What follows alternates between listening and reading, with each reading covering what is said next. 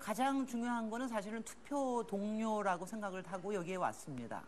자, 제가 한 가지만 보여드리겠습니다. 제가 이것을 나중에 보여드리려고 그랬는데 이게 18대 국회, 4년 전에 18대 국회를 뽑았을 때 그때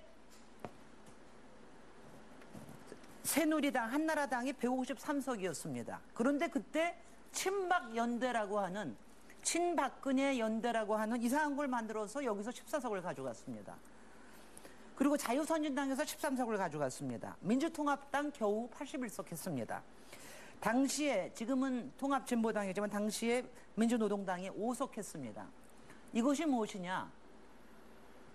전체 299석 중에서 야당다운 야당이 3분의 1석에도 못 미쳤던 겁니다. 이건 뭐냐? 3분의 1에 못 미쳤다라는 거 하는 거는요, 헌법을 개정할 때 막을 수 없는 것이 3분의 1입니다.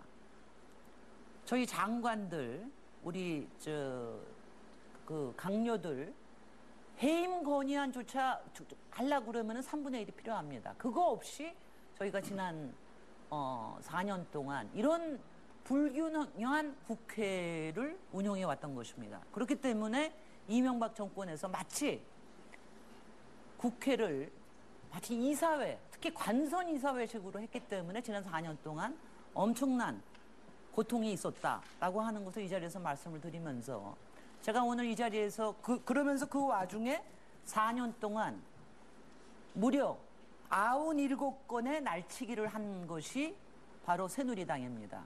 제가 말씀드리겠습니다. 그때 이명박 친이계뿐만이 아니라 친박계가 약 40%가 있었는데, 친박계가 만약 우리랑 같이 4대강 반대해줬고 하면 절대적으로 이런 재앙사업 막을 수 있었습니다. 친박계 침묵의 죄를 저질렀습니다.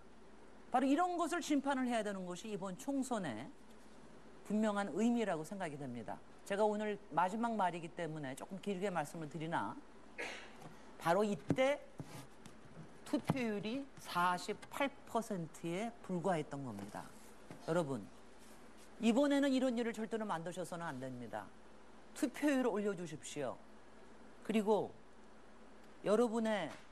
정말 여러분이 원하시는, 어떤 사람이 가슴속에 뜨거운 불을 가지고 있는가, 어떤 사람들이 진정성을 갖고 있는가, 어떤 사람들이 준비된 사람들인가, 어떤 사람들이 신뢰 있게 일을 할 수 있는가, 이거 사람만이 아닙니다. 당도 보셔야 됩니다.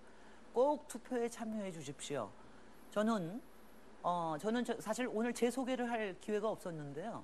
저는 지금 비례대표 국회의원, 현역 비례대표 국회의원입니다. 2년밖에 못했습니다. 그렇지만 이 국회에 그야말로 정말 엄청난 그 범죄를 보면서 정말 가슴을 치고 한을 품었었습니다. 그렇지만 국회는 정말 신성한 곳입니다. 국회야말로 여러분의 국민의 권리를 지키고, 여러분이 낸 혈세를 지키고, 그리고 우리의 미래를 보듬을 수 있는 이 국회는 그 존재 자체만으로도 숭고한 곳입니다. 여러분, 국회를 꼭 지켜주십시오.